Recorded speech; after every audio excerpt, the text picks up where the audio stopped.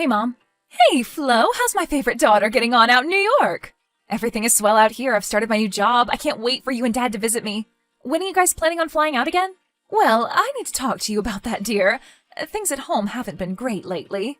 Oh, no, what do you mean? Is Dad okay? Are you okay?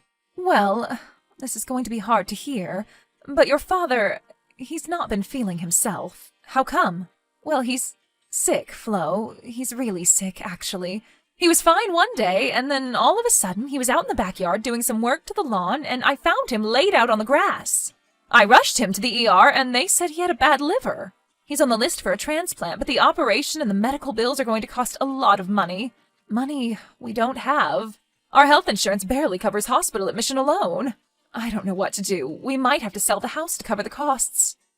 Oh my God, Mom, why didn't you tell me sooner? I didn't want to worry you, dear. And your father didn't either. Besides, you know what he's like. Stubborn as an ox, your old man.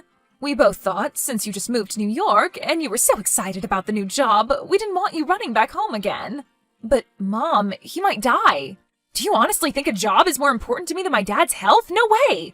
I'm going to get the first flight back home to Oklahoma. Dad needs us both. But I don't want to scare you, honey. I'm sure he'll be fine. He's a fighter, your old man. If anything happens to Dad and I am not by his side, I'll never forgive myself. I'll let my job know what's happening. I'm sure they'll understand. There's something called compassionate leave in the society, and it's put in place for times like this. But what about the money? I don't know what to do about that, but if we knock our heads together, I'm sure we'll figure something out. There's gotta be a way. And if it's not immediately apparent, we'll find it. We can start a fundraiser, or I can get a loan. There's something we can do. Your father's become awful sentimental about you recently. He kept saying your name when he was in the hospital.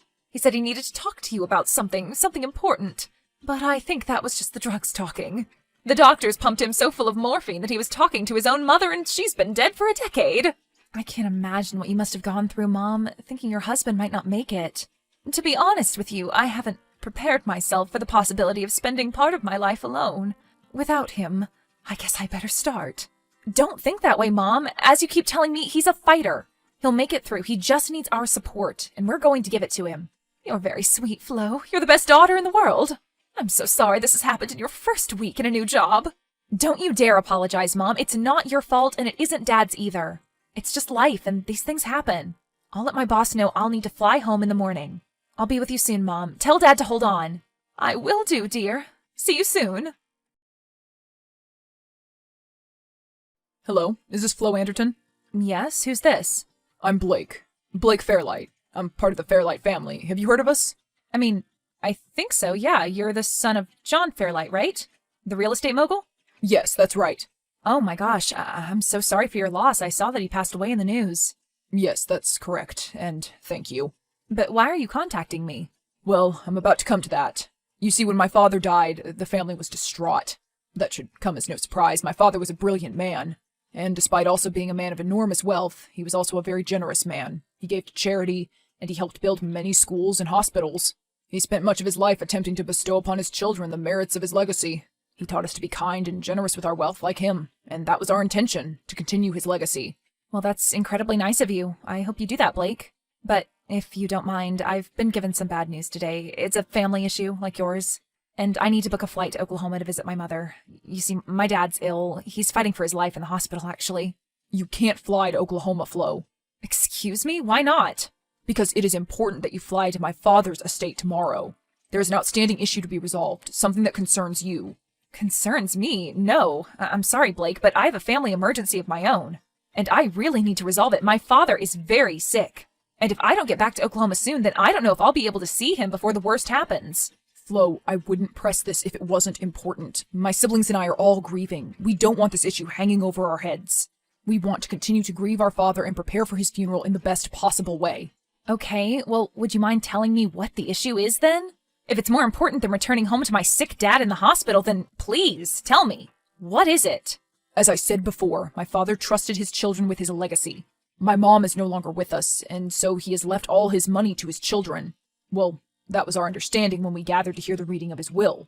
So imagine our surprise when our family lawyer read the contents of his will and revealed that we are only entitled to 30% of his estate. Now that's no small number indeed, considering my father's wealth. We assumed, given his charitable nature, that he had left the remaining 70% to a children's hospital or a charity. But no, he had left 70% of his estate to you, Flo. You and only you. Excuse me? Me? Yes, you. Trust me, I was as surprised as you are. Until 3 days ago. I had never heard of you before, not once. That's insane. I have nothing to do with your family. There must be some kind of mistake. Well, I thought that too, so considering I come from a family of considerable wealth, I put a lot of money into finding out exactly who you are. A private investigator found out that you are Flo Anderton of Oklahoma City, Oklahoma. That's right. Born to Iris and George Anderton, two hard-working, blue-collar pillars of our good society. So why did my dad leave the majority of his billions to a girl in Oklahoma who has so little to do with one of the wealthiest families in America, I wonder? I don't know. Well, I can't ask my father because he's no longer with us, so I did some digging. And he has a file on you, Flo. He has for the past 22 years. Every school you ever attended, every boy you ever dated, and then I saw your house in Oklahoma. Well, the house your parents own anyway. It's a mighty fine house to live in for such unassuming folk. Your father was a mechanic before he retired, wasn't he? He was. And your mother, well, due to her disability, she's barely worked a day in the past 10 years, so why the stately house with the big backyard? What are you saying, Blake? I'm saying that if I was to talk to my father's accountant, he might be able to pinpoint a few discrepancies in his accounts. And by that I mean payments made to the Anderton family of Oklahoma City, Oklahoma. But why? Why would your father do this? Because I think he was hiding something from his past. I don't know what it is, but I intend to get to the bottom of it. But since you are in New York and we are in Florida, there's no resolving the issue until you're here. Resolve? How? How can it be resolved? Well, as much as I'd like to deny you the money that you're owed, I can't. Legally, it's yours. My father stipulated in his will that 70% of his estate was to be left to you and you alone. And so there's nothing I or my family can do about that. But I personally feel as though it is an insult to his memory that you would consider taking the money, considering you have not so much as exchanged a word with him your entire life. But that's something you will need to consider when you arrive in Florida. There are papers to sign. Legal papers. Before your share of the estate can be handed over to you. So, you're telling me, in not a very pleasant way, I might add, that I'm a billionaire? Unfortunately, yes, you are. Not just a billionaire. You're worth over $40 billion. $40 billion? You're joking. How do I know this isn't a prank? Flo, I don't know if you've detected any irritation in my tone up until this point, but let me tell you something. For free. I wish this was a joke. I really, really do. I wish it was a horrible prank, but it's not. My father died and left most of his money to you. A woman who I had no idea existed up until 3 days ago. I wish someone would wake me up from this terrible nightmare. Frankly, I wish my father had never died so I could kill him myself. Don't wish that. Whatever the explanation is, I'm sure he had his reasons. Yes, I'm sure he did, but never mind his reasons. His billions are yours if you want them. All you need to do is fly out to Florida. And I would bring a lawyer, too, if I were you. Okay, Blake, well, this has been a weird conversation. I'm not sure if I enjoyed it, but I guess I'll be seeing you soon. I guess so. Goodbye for now. Mom?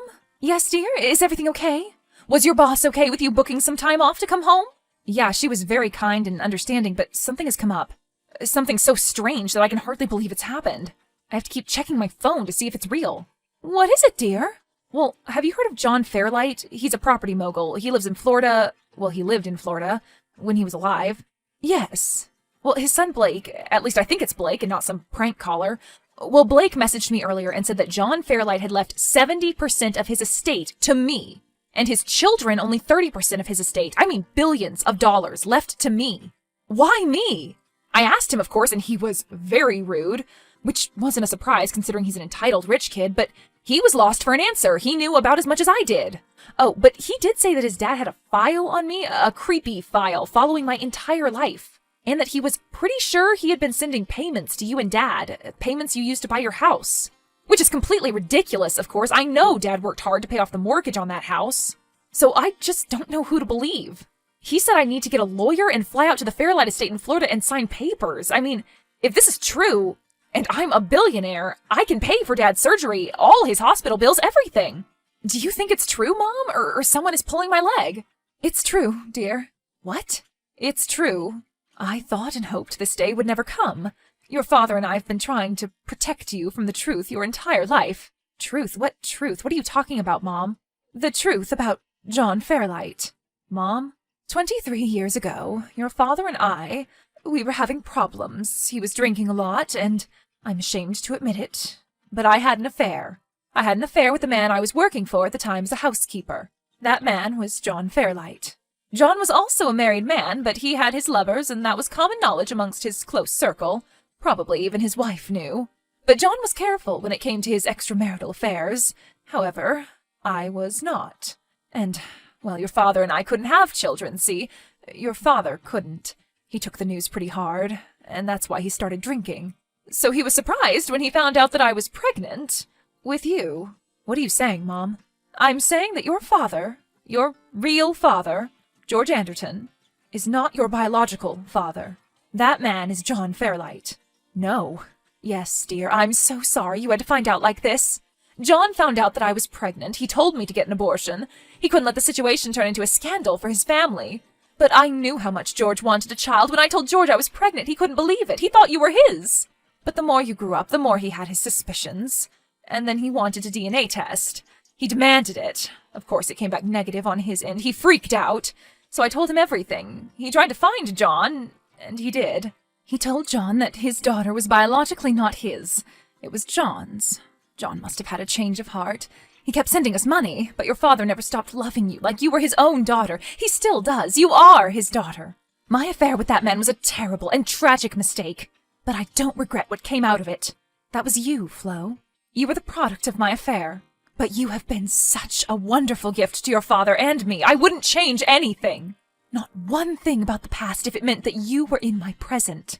I just hope you can forgive me. This is a lot, Mom. I don't know what to say. I just think I need to get to Florida. I need to get that money so I can save Dad. Above everything else, that's the only thing that matters now. I can't let my dad die. And now I have the power to save him, so save him I must.